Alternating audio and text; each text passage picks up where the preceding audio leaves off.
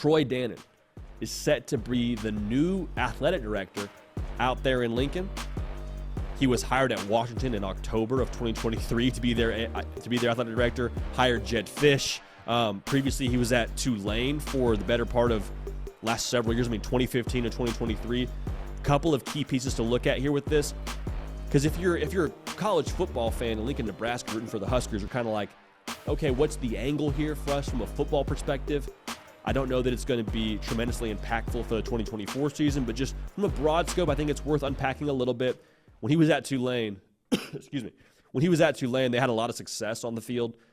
3 consecutive bowl appearances for the Green Wave. They were conference champions in the American Athletic Conference. They had a New Year's Six bowl win over USC. They did some positive things. But if I'm a Nebraska fan, there's 2 things that I really like with this hire of Troy Dannen in terms of what he's going to bring to Lincoln. The first is he's been on some really high-level committees. He was a chair of the NCAA football competition committee, and then he was an executive committee member of football oversight.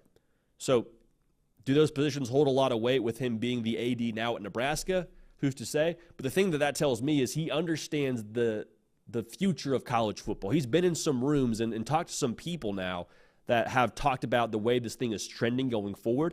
And so he's not in the dark about anything when it comes to where college football is going to be in 5-10 years. He's on the cutting edge of that, which I think is a positive by nature of Nebraska being where they are right now, and the stance they are right now in the Big Ten Conference being in a good spot. The other part of this that I really enjoy, if I'm a Nebraska fan, Matt Rule, when he addressed Trev Albert's departure via a press conference the other day, he said the next AD at Nebraska has got to be a doer. That's one of the things he loved about Trev Alberts. He was proactive. He was a go-getter.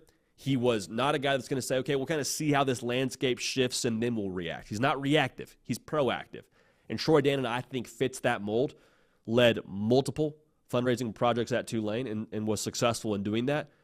It's going to be paramount at Nebraska. Tremendous buy-in, tremendous fan base, rabid fan base. There is a lot to tap into there.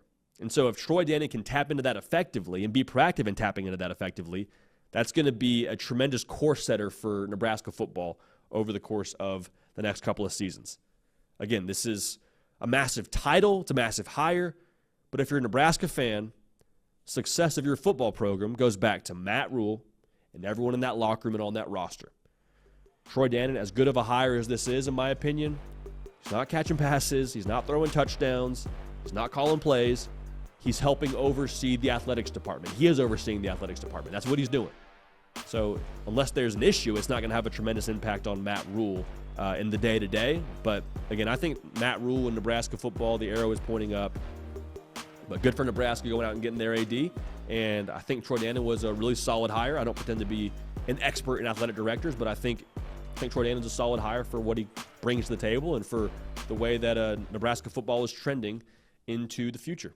Hey y'all, thanks so much for watching. Subscribe to the channel here to make sure you don't miss an episode of The Hard Count. Also be sure to check out other videos on the On3 YouTube channel.